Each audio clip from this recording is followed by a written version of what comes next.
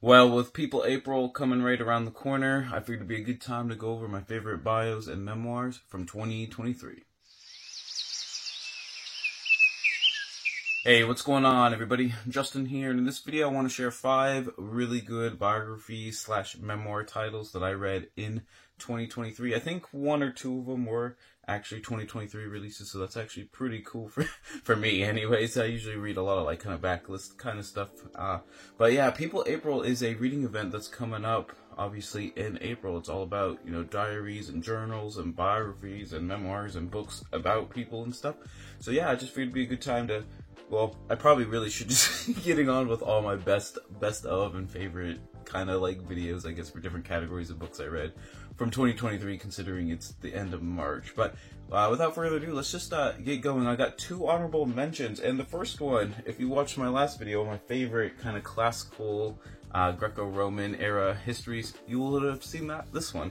But it's Hannibal, Rome's Greatest Enemy by Philip Freeman. I'm not going to go into too much detail. I'll leave a link to that video up there if you want to check it out a little bit more fully. But this is it's a loose biography. You can't really do a full biography of Hannibal. There's just not enough contextual and source material that have like come down to us per se to do like a full-fledged, biography type work. But it does deal with the entirety of everything basically we know about Hannibal, and then obviously with a big emphasis on the Second Punic War, where he's fighting in Rome, crossing the Alps, fighting in Rome for over a dozen years, pretty much by himself. He got reinforcements just one time on the Italian mainland, as crazy as that sounds. But anyways, this is definitely going to be the one I'm probably going to be recommending to people if they want just kind of like an introduction to either the Second Punic War or a book on Hannibal. But yeah, I'm just really glad to add it to my Punic War shelf up there, which I will do a video at some point. Alright then, so I have a lot of audiobooks that I listen to for bios and memoirs, and part of it is I've found a lot of times the author of, like if it's like an autobiography or a memoir, the author often does their own narration, and I just really enjoy that kind of aspect, and kind of like, I don't know, I feel like you almost like learn a little bit more just based on the way they present it or their cadence and things like that. So I had to write down a lot of these, just because I don't have physical copies of a couple of them here. But my next honorable mention is going to be Better Living Through Birding, Notes from a Black Man in the Natural World by Christian Cooper. So for those where this name might be a little bit familiar, first he's got a TV show that just came out a couple months ago about birding around the world, which is on my to-watch list, but kind of much like my TBR, I don't really get around to watching everything that I kind of set my mind to. I still got a lot of gardening stuff I got to finish up first. But he does have a cool birding show. But for those where the name might ring a few bells, is back in lockdown, the beginning of lockdown, way in 2020. Christian Cooper was the blind man that was accosted in Central Park. He tells that story where he was just birding, and then that woman tries to call the cops and everything and just cause problems because he was a black guy. Yeah, that's this guy. So, just a really entertaining story, but it's very reflective. See, as being black and being gay in a couple of different, I guess, social circles between like birding. He worked for like Marvel Comics and stuff. He kind of just talks about, growing up, what that was like, different experiences and things like that. And that's a book, kind of a category of books I've been trying to read a little bit more, just because I spend a lot of time outdoors and, spending time in like national parks and all that kind of stuff. And I guess the more I've read, the more I've realized that not everyone feels like quite as safe, based on either their ethnicity or skin color and things like that. And, that's definitely something I feel like needs to change for sure. I think everyone should have just the privilege of just not having to worry about anything like that while they're like out in the natural world and things like that. But anyways, back to this book. Like I said, he kind of goes through like his kind of like, all the different experiences, like kind of growing up, what led him into birding, why he's enjoyed it. I would say it's almost like part travelogue as well. There's just a lot of places he's going to, like Australia, hiking in the Himalayas and stuff.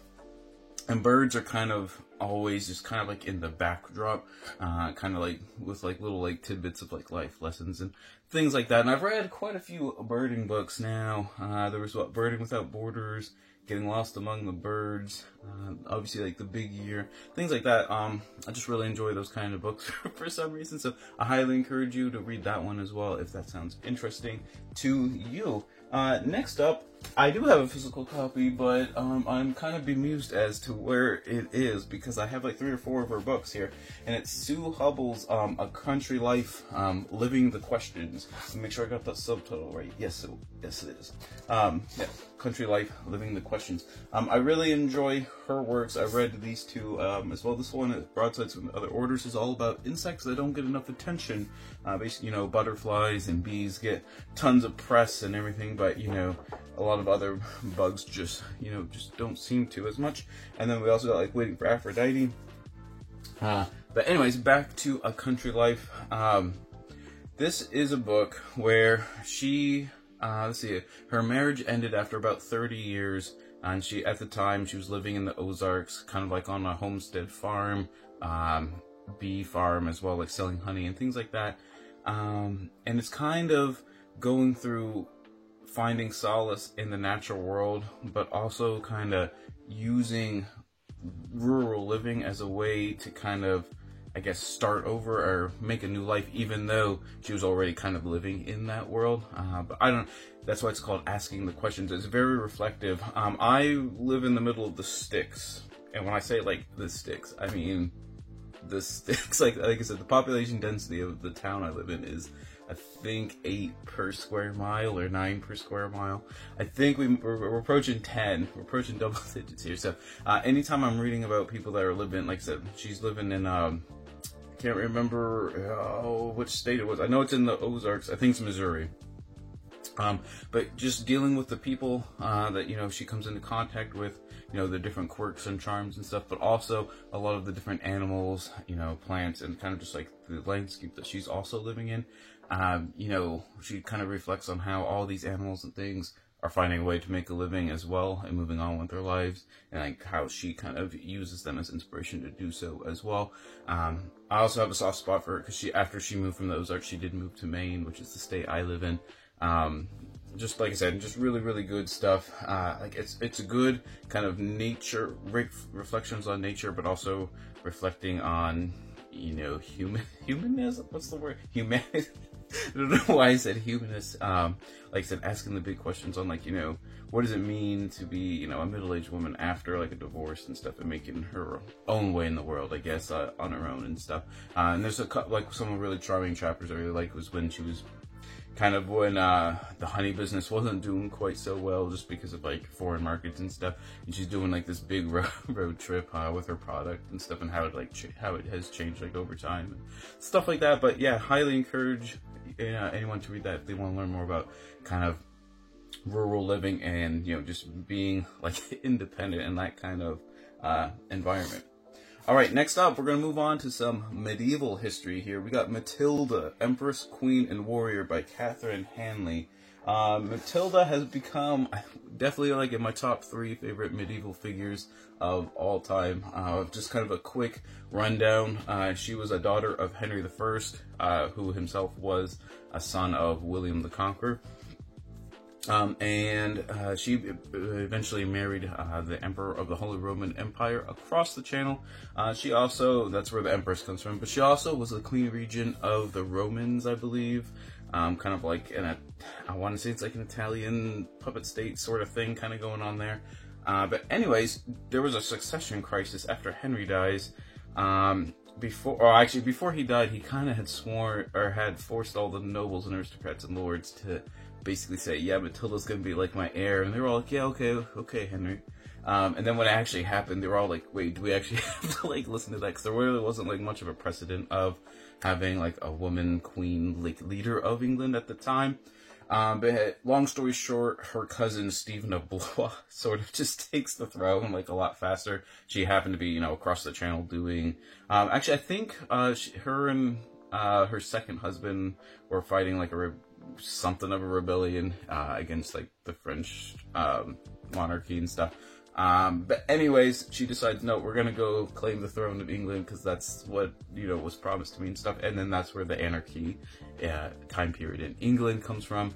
Suffice it to say, she doesn't end up winning. I really enjoy like learning about her, but also like how her relationship with her half brother. Not weird, not Game of Thrones stuff here. What was his name? Robert or Gloucester was sort of like her military advisor and that sort of thing. And she was out fighting in England with him, and then her husband and on the French mainland was still fighting like over there and stuff.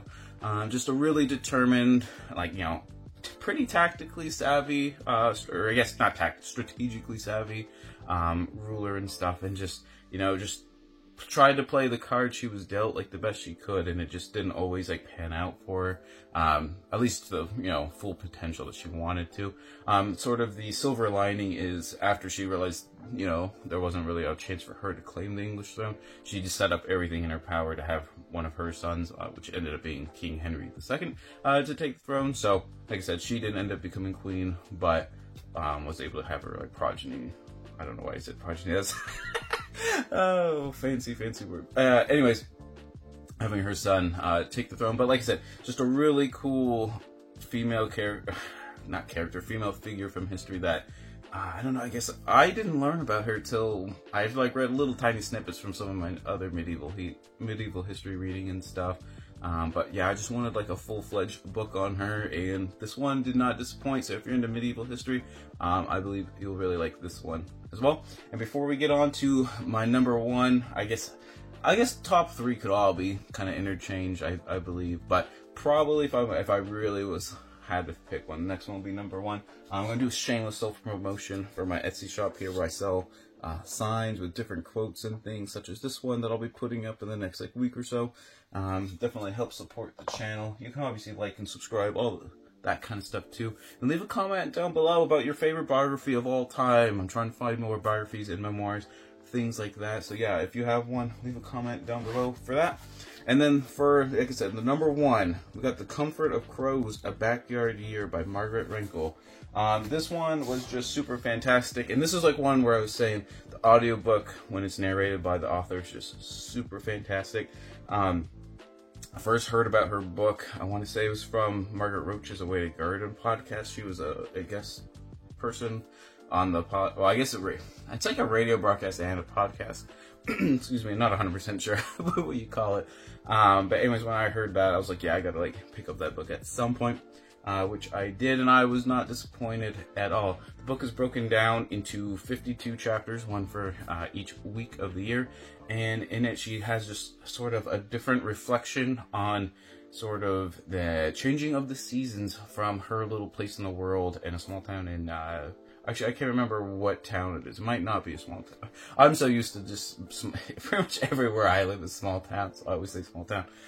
Tennessee. But she kind of goes over too, like how times have totally changed and her neighborhood has completely changed as people like have moved off and developers have taken over, and you know, just all the green spaces and stuff have been torn down or paved over and things like that.